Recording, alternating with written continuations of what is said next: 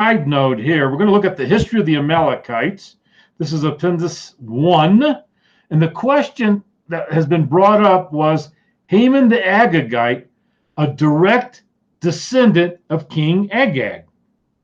It has been taught that if Saul had totally obeyed God and destroyed Agag, the king of the Amalekites, that Haman would not have been born, since he is referred to as an Agagite in the King James Version of the Bible. All right, so Esther 3, verse 1. After these things did King Ahasuerus promote Haman, the son of Hammedatha, the Agagite, and advanced him and set his seat above all the princes that were with him. Some say that Haman was a descendant of Amalekite kings, which may be why he was promoted to such a high position by King Ahasuerus. As a son of a king, he would have entrance into the Persian Medes hierarchy. While Balaam was prophesying against Israel to Balak, the king of Moab, about the children of Israel in the plains of Moab near Jericho, he mentions Agag. Numbers 24:7.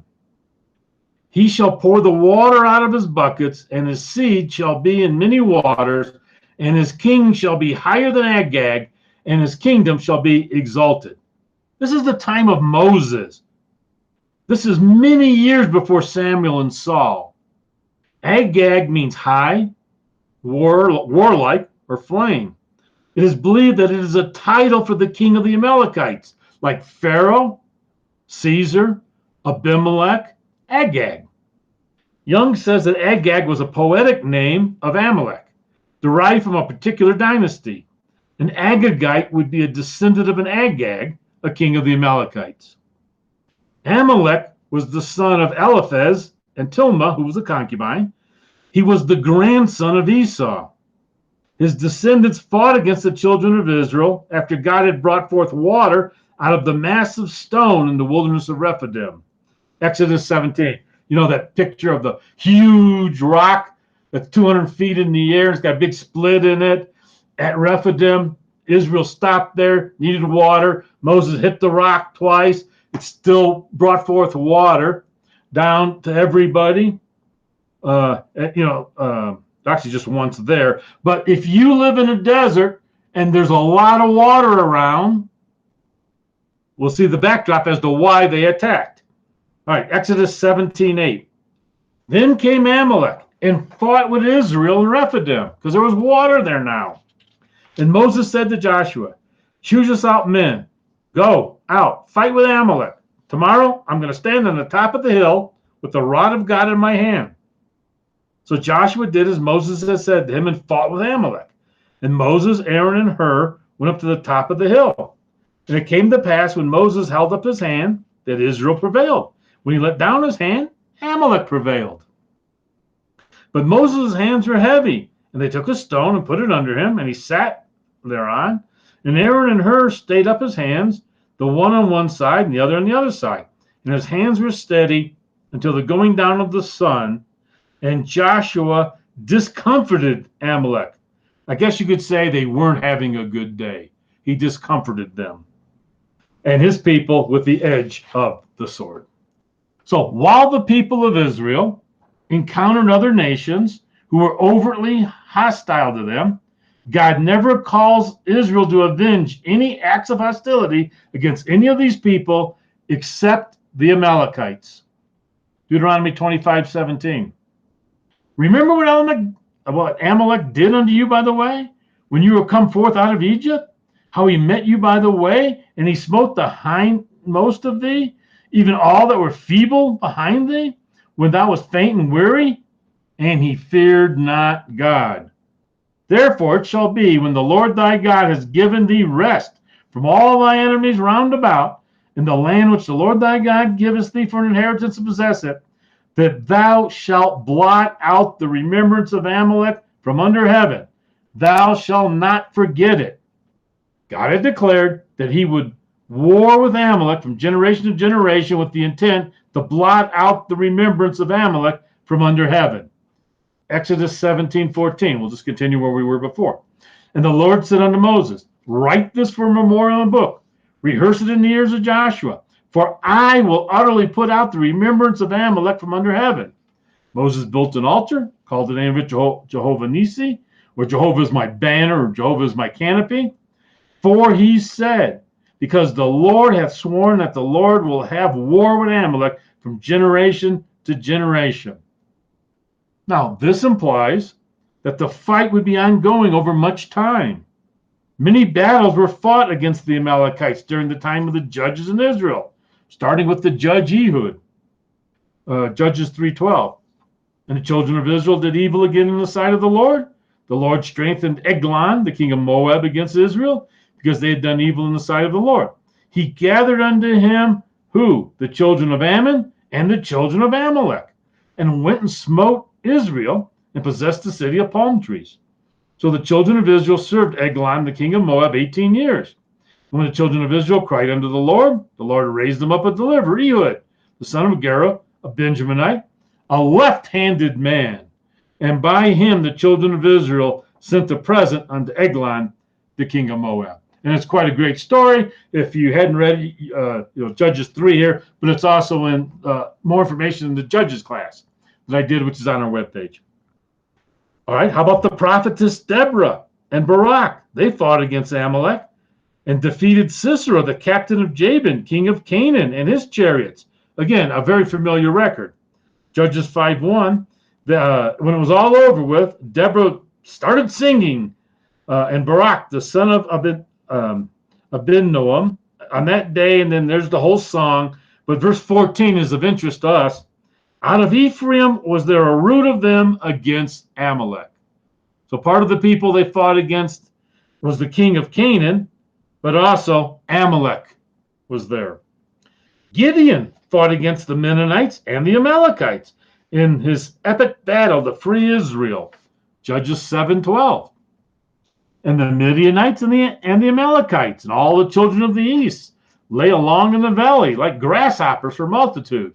The camels were without number as the sand by the seaside for multitude. And when Gideon was come, behold, there was a man that told a dream unto his fellow and said, behold, I dreamed a dream. And lo, a cake of barley bread tumbled into the host of Midian and came into a tent and smote it, that it fell, and overturned it, that the tent lay along. And his fellow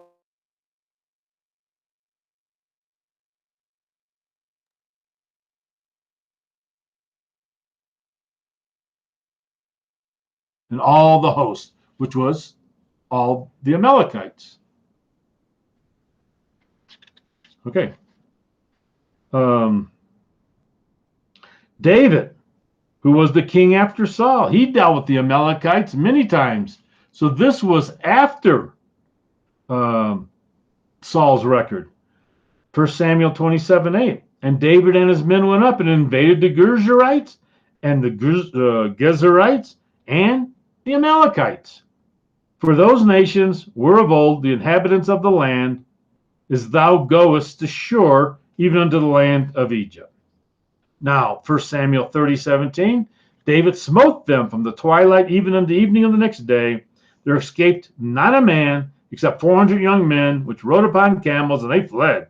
And David recovered all that the Amalekites had carried away. And David rescued his 2 wives, and there was nothing lacking to them, neither small nor great, neither sons nor daughters, neither spoil, nor anything that they had taken to them. David recovered all. 1 Chronicles 18:11. Them also King David dedicated unto the Lord with the silver and the gold that he brought from all the nations, from Edom, from Moab, from the children of Ammon, from the Philistines, and from Amalek.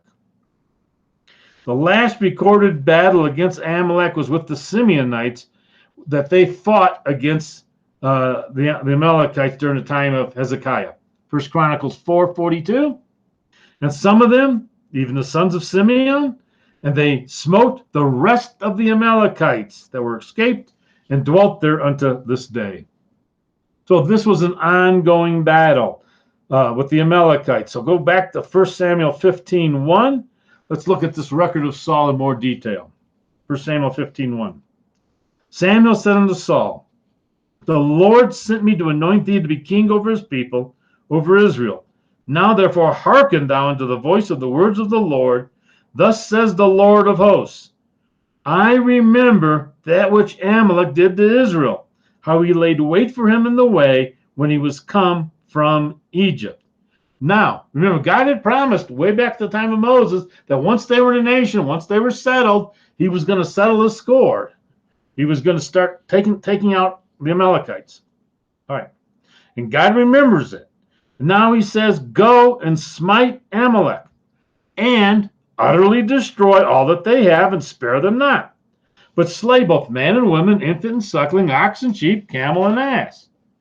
And Saul gathered the people together and numbered them in Telaim, 200,000 footmen and 10,000 men of Judah. 210,000 men. That's a large army. And Saul came, let's look at this. Saul came to a city of Amalek and laid wait in the valley. If Samuel sent Saul, that's probably how that should read, all right? Or was sent, to a city of Amalek, that would indicate that there were other cities of Amalek. He had his choice, but he came to this city, and this was just the first city of Amalek to be destroyed. But this city also happened to have the king residing in it. So you got 210,000 men, go utterly destroy them. They chose this city, the one that the king was residing in, and they were told to utterly destroy it. And then from there, they were to move on to another city. All right, verse 6. Saul said to the Kenites, go, depart, get out of there. Get you down from among the Amalekites, lest I destroy you with them. You showed kindness to all the children of Israel when they came out of Egypt. So you know what the Kenites did? They departed. They left the Amalekites. You're giving me a way out? Bye. Nice knowing you. And Saul smote the Amalekites from Havilah until they came to Shur, that is over against Egypt. And he took Agag, the king of the Amalekites, alive, and utterly destroyed all the people with the edge of the sword. All of the Amalekites that were present were utterly destroyed except Agag, the king of the Amalekites. And they went from Havilah to Shur. And that is, by Egypt. That's a really large area consisting of the Sinai, northwest Arabia, where the Ishmaelites and the Amalekites lived. So that was quite a huge area that they fought this battle all over. Verse 9. But Saul and the people spared Agag and the best of the sheep and of the oxen and of the fatlings and the lambs and all that was good, and would not utterly destroy them. But everything that was violent refuge, that they destroyed utterly. Then came the word of the Lord unto Samuel, saying, it repents me that I have set up Saul to be king, for he has turned back from following me, and he has not performed my commandments. And it grieved Samuel, and he cried unto the Lord all night. And when Samuel rose early to meet Saul in the morning, it was told Samuel, saying, Saul came to Carmel, and behold, he set him up a place, and he's gone about, he's passed on, and he's gone down to Gilgal. So Saul went from Arabia to Carmel to Gilgal, which is just north of Jericho. Carmel is 7.5 miles southeast of Hebron, between Hebron and En-Gedi. You know your map. David's wife Abigail was a Carmelite. There was some time involved. For this whole travel.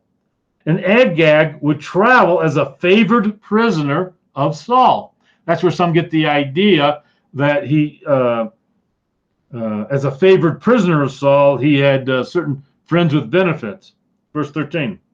And Samuel came to Saul, and Saul said unto him, Blessed be thou of the Lord. I have performed the commandment of the Lord. That's an audacious statement, knowing that you didn't. You hadn't done that. Did he think God would not know what he had or had not done? Then God's spokesman Samuel answers him from God's point of view. Verse 14. And Samuel said, What meaneth then this bleating of the sheep in my ears, and the lowing of the oxen which I hear? And Saul said, Well, they brought them from the Amalekites. For the people spared the best of the sheep and of the oxen, but for a good reason, to sacrifice them unto the Lord thy God. And the rest, though, we've utterly destroyed. Then Samuel said unto Saul, Stay, I will tell thee what the Lord has said to me this night. And he said, Say on. And Samuel said, When you were little in your own sight, wast thou not made head of the tribes of Israel? And the Lord anointed thee king over Israel? And the Lord sent thee on a journey and said, Go and utterly destroy the sinners, the Amalekites, and fight against them until they be consumed. Wherefore then dost thou not obey the voice of the Lord, but you did fly upon the spoil, and you did evil in the sight of the Lord? And Saul said to Samuel, No, I've obeyed the voice of the Lord, and I've gone the way that the Lord sent me. And look, I've brought Agag, the king of Amalek. But I've utterly destroyed the rest of the Amalekites. But the people, it's the people's fault. They did it. Who's king? But the people took of the spoil, sheep, oxen, the chief of the things which should have been utterly destroyed, to sacrifice unto the Lord thy God in Gilgal. All of the Amalekites were utterly destroyed except Agag, who meets his end soon by the sword of Samuel. He did not reproduce after he was captured. We see no record of any descendants, just that his mother would be made childless. If his family was in the city, they would have been utterly destroyed with the rest of the people. If there was a lineage left of Agag, God could have very easily told Samuel about it and instructed him to do something about it. Verse 32, Then said Samuel, Bring ye hither to me Agag, the king of the Amalekites. And Agag came unto him delicately. And Agag said, Oh, surely the bitterness of death is past. Hey, old buddy. And Samuel said, As thy sword has made women childless, so shall thy mother be childless among women. And Samuel hewed Agag in pieces before the Lord in Gilgal. Mordecai was like Samuel, being a descendant of Kish from the tribe of Benjamin. So it was a Benjaminite who utterly destroyed the line of Haman the Agag. Were there other of the line of Agag living in other parts of the kingdom? Haman was an Amalekite of the Agag family. He may have been an Agagite, literally or metaphorically.